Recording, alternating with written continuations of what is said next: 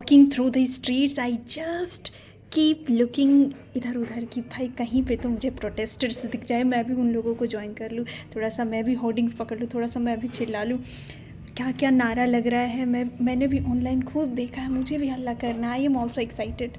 भाई एक ही तो जीवन मिला, उसमें भी मैं थोड़ी सी हुड़दंगी ना करूँ तो भाई ऐसे थोड़े चलता है। और वैसे भी स्टूडेंट लाइफ बार बार नहीं आता है, तो एक बार तो प्रोटेस्ट में शामिल होकर के चिल्लाना तो बनता है। जी हाँ, मेरी सोच के साथ साथ ये सोच आपके majority of the college students के हैं। They just remain in search of these type of protests कि कहाँ पे दंगे हो रहे हैं और वो जाकर के हल्ला कर रहे हैं।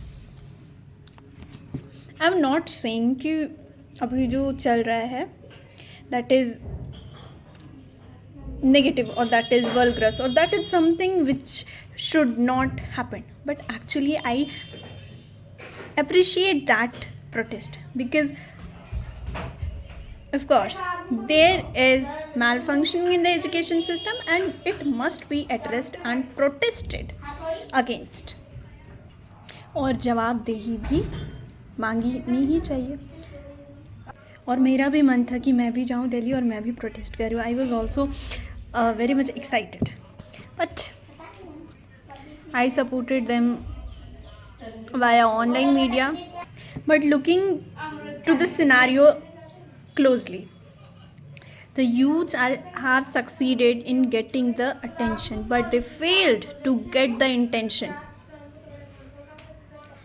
They are not clear about what is their aims and why they are protesting, against whom they are protesting. भाई कह देने को ये बात हो गई कि एजुकेशन सिस्टम के खिलाफ लड़ रहे हैं या फिर आपकी सरकार के खिलाफ लड़ रहे हैं। अब एक चीज़ क्लियर कर दो ना पहले।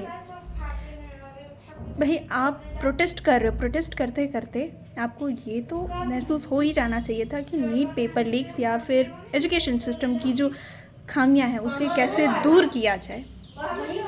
आप केवल प्रॉब्लम्स बताओगे एंड यू आर नॉट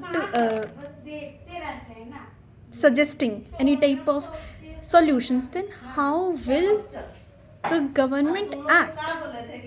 मानती हूँ कि गवर्नमेंट रिस्पॉन्सिबल है पीपल की प्रॉब्लम्स को दूर करने के लिए, but if you are currently in the education system then you are also responsible to give the solutions in front of them, because even if they give you the solution abruptly you will fail to adjust with that solution easily.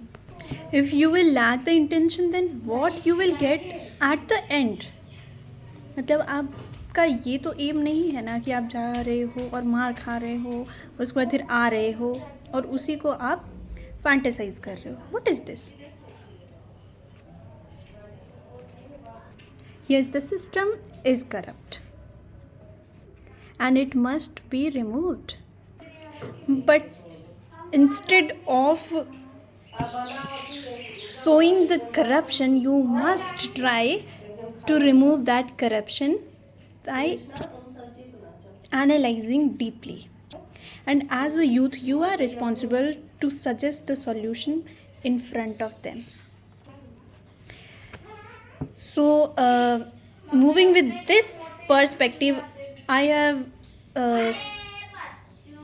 got two solutions which can be adopted, and if it will be adopted, I think that there will be relief in this whole protest. So, first point is that if in future, तो अगर कोई भी paper leak हो, भले वो banking का हो, SSC का हो, वट एवर, क्लैट हो, कैट हो और बी इट नीट, सो उसके तुरंत बाद क्या होता है कि क्योंकि देखिए आप लोग नीट में आप देखेंगे 22 लाख बच्चे 23 लाख बच्चे रजिस्टर करते हैं। तो अगर ये खबर आती है कि पेपर लीक हुआ है तो आई वुड सजेस्ट कि सेम डे वो रजिस्ट्रेशन का पैसा कैंडिडेट्स को रिफंड हो जाना चाहिए in case if the paper get leaks. Another point is that जैसे ही पेपर को सेट करने का, क्योंकि नीट पेपर सेट करने के लिए एक कमेटी बैठाई जाती है और वहाँ पे ट्रांसलेटर्स होते हैं, वहाँ पे आपके टाइपिंग करने वाले होते हैं, देन आफ्टर प्रोफेसर्स होते हैं from colleges schools. That committee must be removed on the same specific day when the paper leak news will come. क्योंकि जो लोग पेपर सेट करते हैं केवल उन्हें पता होता है कि कौन सा क्वेश्चन लिखा गया है, कौन सा क्वेश्चन को set A, set B, set C, set D में इंक्लूड किया गया है. So if any question get leaked, that means कि वो लोग इन्वॉल्व हैं उसे लीक करने के लिए. तो डायरेक्टली आई वुड सजेस्ट कि जैसे ही ये पता चले कि पेपर लीक हुआ या फिर कोई भी क्वेश्चन आउट हुआ है, then that professors, that group, that committee must be banned and would be restricted for further future participation in any type of educational actions or question paper settings or teaching phenomena.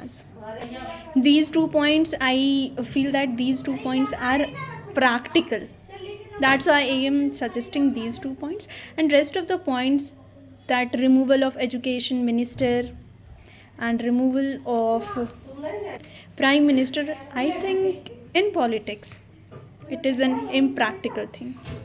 What do you think? Please suggest another points if you see or if you feel that it would be better if it must be included in educational reforms.